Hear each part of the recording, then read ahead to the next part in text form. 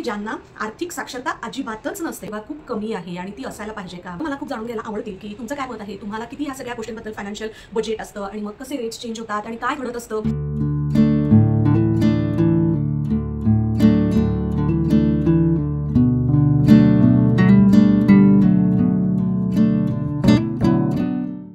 हाय, hello everyone, कसे आहात तुम्ही सगळे। आय होप की तुम्ही हॅपी आणि हेल्दी असाल, आम्ही देखील आहोत। माझी सकाळची सुरुवात केव्हा झालेली आहे, पण आत्ता माझी अंघोळ झालेली आहे आणि मग मी स्किन केअर करते आहे। जे आपण बेसिक करतो, टोनर, सिरम, मॉइश्चरायझर, सनस्क्रीन, ह्या सगळ्या गोष्टी मी अप्लाय करते आहे। माझं अजून घर सगळं सेट करणं बाकी आहे, घर आवरणं बाकी आहे, पण पहिल्यांदा स्वतःचं आवरून मग मी ब्रेकफास्ट प्रिपेअर करणार आहे आणि मग त्यानंतर घरातल्या सगळ्या कामांना सुरुवात करणार आहे मी।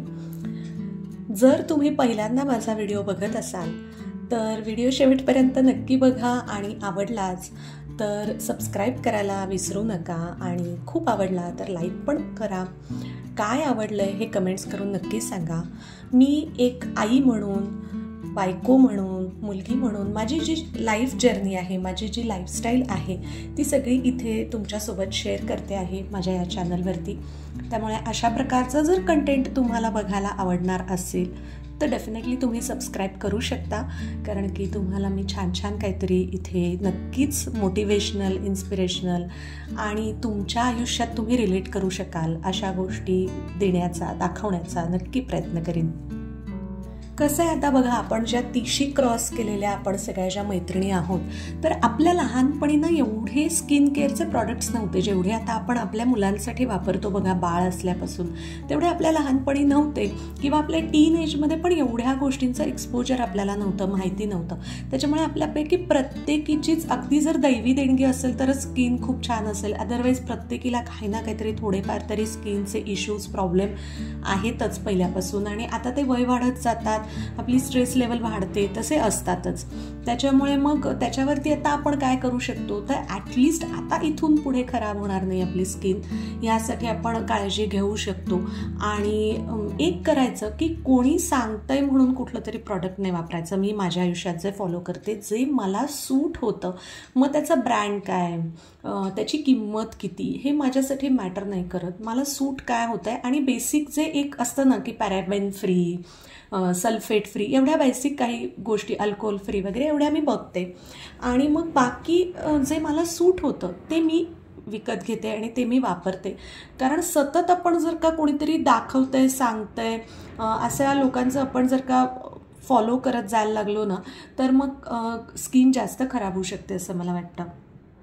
आणि ना, तुमच्यापैकी कोण कोण जणी हे रेग्युलरली करतं हे मला सांगा, की रोज सकाळी अंघोळ झाल्यावर आणि संध्याकाळी एकदा 4च्या चहाच्या वेळेला आपण, किंवा दिवे लागण्याच्या आधी आपण एकदा तयार होतो, असं 2 वेळेला कोण खरंच छान रेडी होतं, म्हणजे बेसिक एक गोष्टी आपल्या या बेसिक स्किन केअरच्या करून, छान कानात वगैरे घालून, गळ्यात, हातात जे आवडत असेल, बेसिक काहीतरी हेअरस्टाईल म्हणा, ड्रेस चेंज करणं म्हणा, हे कोण कोण तुमच्यापैकी नक्की खरंच करताना हे मला कमेंट्स करून मनापासून नक्की सांगा।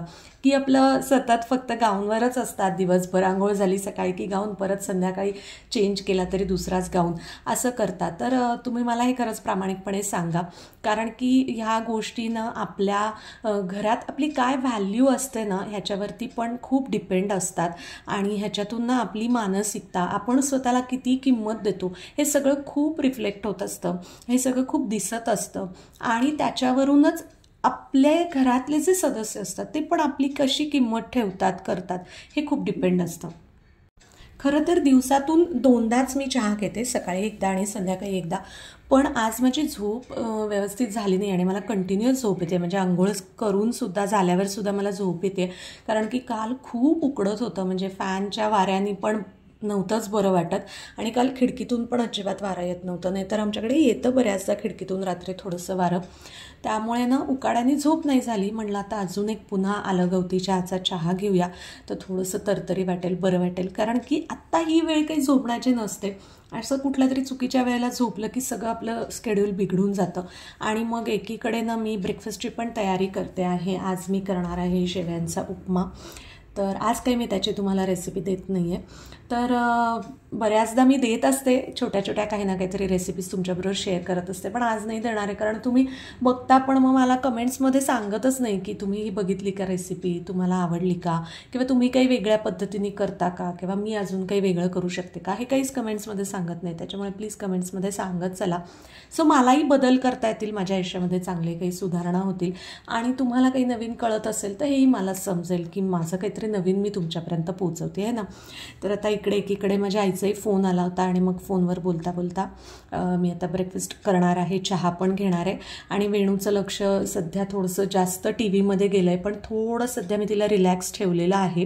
काही दिवसांनी मी तिला परत थोडंसं स्ट्रिक्ट करणार आहे, पण म्हटलं ठीक आहे सध्या. आणि मला दिसत असताना जोपर्यंत की ती काय बघते आहे, ती कुठला कंटेंट कन्झ्युम करते, तोपर्यंत मग मी रिलॅक्स असते, कारण माझं काय लक्ष आहे ते चालू असतं तिच्या गोष्टींकडे.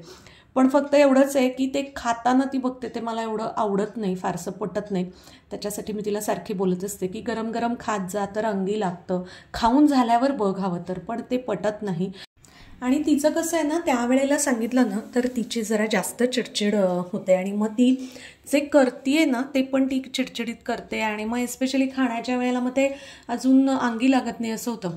म्हणून मग मी बऱ्याचदा ही गोष्ट करते की तिला ना नंतर हे केव्हा तरी, मग दुपारी आम्ही असंच बसलेलो असतो, रात्री झोपायच्या आधी बसलेलो असतो एकत्र जरा वेळ बोलायला, तेव्हा या गोष्टी सांगते तिला शांतपणे. आणि मग तेव्हा तिची ऑलमोस्ट बऱ्यापैकी चांगली मानसिकता असते ते सगळं ऐकून घेण्याची, समजून घेण्याची, आणि मग तिला ते पटतं आणि हळूहळू काही दिवसांनी बदल दिसतात. कसं आहे, आपल्यामध्ये पण बघा 100% लगेच कोणत्याही गोष्टींचे बदल होत नाहीत. मग आपण मुलांकडून का अपेक्षा करतो की असं आपण सांगितलं आणि चुटकीसरशी त्यांनी ऐकलं, हे पण आपण अपेक्षित करणं खूप चुकीचं आहे. बघा आता माझं वय किती आहे तरी मी रोज आईशी फोनवर बोलते, आई मला 4 गोष्टी सांगते, शिकवते पेशन्सली, आणि वाट बघते माझ्या गोष्टींमध्ये बदल होत जातील. आणि सेम वाईस वर्सा आपणही आता या एजमध्ये आईवडिलांना काही गोष्टी सांगतो, आणि मग आपणही त्यांना तो टाईम स्पॅन देण्याचा प्रयत्न करतो की आता ठीक आहे, आज मी हे सांगितलं आहे, आता त्यांच्या वयानुसार त्यांना हे समजावून की तुम्ही हे असं करा, तसं करू नका. तर आपण बघतो ना काही दिवस वाट, मग परत आपण काही दिवसांनी तो विषय काढतो. तर सेम थिंग इज लाईक मुलांच्या बाबतीत पण आपण लहान मुलांच्या बाबतीत करायला पाहिजे, कारण आपण बऱ्याचदा खूप इझिली त्यांच्यावरती ना असं मालकी हक्कासारखं खूप हे असंच म्हणजे असंच करतो, आणि तिकडे मग तिथूनच हळूहळू ती रिलेशन्स बिघडायला सुरुवात होते असं मला वाटतं. आज ना मला तुमच्याशी खूप एका महत्त्वाच्या विषयावर बोलायचं आहे. खरं तर ब्लॉगच्या सुरुवातीला तुम्हाला थोडंसं मी क्लिपिंग्स दाखवलेले आहेत, अंदाज आलेला आहे की मी काय विषयावरती बोलणार आहे. तर त्याच्यावरची तर मतं मला अगदीच तुमच्याकडून ऐकायलाच आवडतील. म्हणजे मी हक्काने सांगते की नक्की तुमची मतं नमूद करा कमेंट्समध्ये. तर बोलूयात आपण त्या विषयावर. आधी पण हे सगळं आता कट करून घेते. इतका सुंदर गवती चहाचा गड्डा मला मिळाला आणि केवढा मोठा तुम्हाला मी दाखवला, इतका ताजा ताजा. म्हणलं चला पहिले कट करून फ्रीजला ठेवून, नाही तर मग त्याचं गवत होऊन जातं अगदी. तर आता एवढा डब्बाभर मिळाला ना, 8-10 दिवसांसाठी प्रश्नच सुटलेला आहे माझा. आणि आता शहाळं पिऊन घेतो आणि मग बोलते मी तुमच्याशी. कारण काय होतं, आपण वेळच्या वेळी गोष्टी केल्या की मग मुलांच्या होतात, आपण टाळाटाळ केली की मग मुलांच्या पण होत नाहीत गोष्टी वेळच्या वेळी, असं होतं. आणि उन्हाळ्यातून आठवड्यातून ना, उन्हाळ्यामध्ये म्हणजे असं 3-4 वेळेला तरी शहाळं वगैरे नक्कीच प्यायला पाहिजे. रोज एकदा तरी लिंबू सरबत, कोकम सरबत, पन्ह, अशा गोष्टी आपण मुलांना सवय लावल्यावरती ना हे होऊनच जातं. मग ते कोल्ड्रिंक्स वगैरे ह्या गोष्टींच्या नादी लागतच नाहीत, ते मागत पण नाहीत. कारण त्यांना ह्या नॅचरल आणि घरगुती गोष्टींची सवय झालेली असते, आवड निर्माण झालेली असते, चव आवडलेली असते.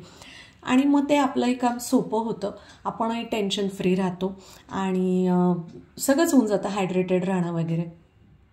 आता हे काम झालं की मी बोलून घेते तुमच्याशी विषय, आणि मग मी सगळं आता घर सेट करणार आहे. सध्या थोडंसं तुम्ही म्हणू शकता शांतपणे माझं चाललेलं आहे रुटीन. खूप अगदी एका पाठोपाठ एक सकाळी उठल्यापासून होत नाही आहे, गेले 1 आठवडाभर असंच रुटीन सुरू आहे माझं. पण आता ते लवकरच मी असं एकदम फास्टमध्ये सुरू करणार आहे, तर तेव्हा मी तुमच्यासोबत ते मी शेअर करीनच नक्कीच. पण सध्या गेला आठवडाभर, म्हणजे आठवडाभर पण नाही असं म्हणता येणार, ह्याच्यापासून गुढीपाडव्यापासून असं निवांत चालू आहे. म्हणजे नेक्स्ट डेपासून असं म्हणू शकता तुम्ही. 1-2 तारखेपासून असं सुरू आहे. 2-3 दिवस झाले माझं रुटीन, पण आता ते लवकरच मी एकदम फास्ट सुरू करणार आहे. तर मगाशी मी तुम्हाला जसं म्हणलं होतं ना की मला ना तुमच्याशी काही बोलायचं आहे महत्त्वाचं. तर एक असं डोक्यात माझ्या विचार आला की आता सध्या आपण सगळीकडे बघितलं की आर्थिक वर्ष आपलं संपलेलं आहे आणि नवीन आर्थिक वर्ष सुरू झालेलं आहे, जे मार्चमध्ये संपतं आणि एप्रिलमध्ये सुरू होतं. आणि त्याच्या आधी बजेट डिक्लेअर्ड होतं आपल्या देशाचं, राज्याचं. आणि मग मी असा विचार केला की कितीतरी आपल्या देशातल्या बायका आहेत, आपल्या आजूबाजूला पण आपण बघितलं तर कितीतरी जणी अशा आहेत की ज्यांना आर्थिक साक्षरता अजिबातच नसते. म्हणजे मलाही त्याच्यातल्या संपूर्ण गोष्टी अजून समजलेल्या नाही आहेत. ह्याच्यासाठी माझी खूप धडपड चालू असते की मला ही गोष्ट त्यातली कळली पाहिजे, ती गोष्ट समजली पाहिजे. आणि कितीतरी बायका अशा आहेत की ज्या स्वतः कमवतात पण त्या सगळे पैसे नवऱ्याच्या हातात, वडिलांच्या हातात किंवा मुलांच्या हातात, म्हणजे दुसऱ्या कोणाच्या तरी हातात देतात, सासऱ्यांच्या हातात असं देतात की त्यांना त्याचं नियोजन कसं करायचं आहे, काय करायचं आहे, कशाचे रेट्स किती आहेत, काहीही माहिती नसतं. तर मला आज तुमच्याशी हे बोलायचं आहे आणि तुमच्याकडून हे जाणून घ्यायचं आहे की तुम्हाला काय वाटतं की खरंच स्त्रियांमध्ये ही आर्थिक साक्षरता अजिबात नाही आहे किंवा खूप कमी आहे आणि ती असायला पाहिजे का? म्हणजे माझं मत आहे असायला पाहिजे आणि माझी वैयक्तिक त्यासाठी खूप धडपड सुरू असते की मी अनेक गोष्टी नवीन सतत माहिती करून घेत असते त्याच्यातल्या. आणि कारण जेवढं आर्थिक सक्षम असणं महत्त्वाचं आहे ना, तेवढंच आर्थिक साक्षरता असणं पण महत्त्वाचं आहे. तर त्यामुळे हे मला आज तुमच्यावर डिस्कस करायचं आहे. जे तुमची ह्याच्याबद्दलची मतं मला खूप जाणून घ्यायला आवडतील की तुमचं काय मत आहे, तुम्हाला किती ह्या सगळ्या गोष्टींबद्दल फायनान्शियल बजेट असतं आणि मग कसे रेट्स चेंज होतात आणि काय घडत असतं इकॉनॉमिकली देशाच्या पातळीवर, सगळं म्हणजे जगामध्ये, हे तुम्हाला किती माहिती आहे आणि तुम्हाला याची गरज वाटते का माहिती करून घ्यायची. आणि तुम्ही जेव्हा माहिती करून घेण्याचा प्रयत्न करता, बोलता घरामध्ये, तेव्हा खूप जणी अशा पण आहेत की ज्या घरी बोलतात तेव्हा त्यांना बाजूला केलं जातं, जाऊ दे तुला काय आहे, तुला तुझं करून मिळतंय ना सगळं, तुला तुझ्या आडीनडीला गोष्टी मिळत आहेत ना, पैसे मिळतात ना, मग काय आम्ही बघतोय, मी बघतोय, करतोय, अशी उत्तरं मिळतात. काही जणींना सपोर्ट मिळतो. तर तुमच्या घरी काय आहे ह्या बाबतीतलं वातावरण आणि तुम्हाला स्वतःला याबद्दल काय वाटतं, तर हे मला खाली कमेंट्समध्ये तुम्ही नक्की सांगा, मला ऐकायला आवडेल.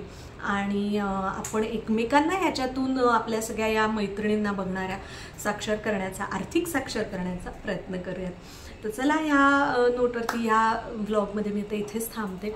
नवीन व्लॉग थोडासा दुपारी संध्याकाळी मी सुरू करीन. आता थोडीशी दमली आहे तर थोडंसं रिलॅक्स होते, वेणूसोबत थोडा टाईम स्पेंड करते आणि पुन्हा भेटू. Thanks for watching. बाय.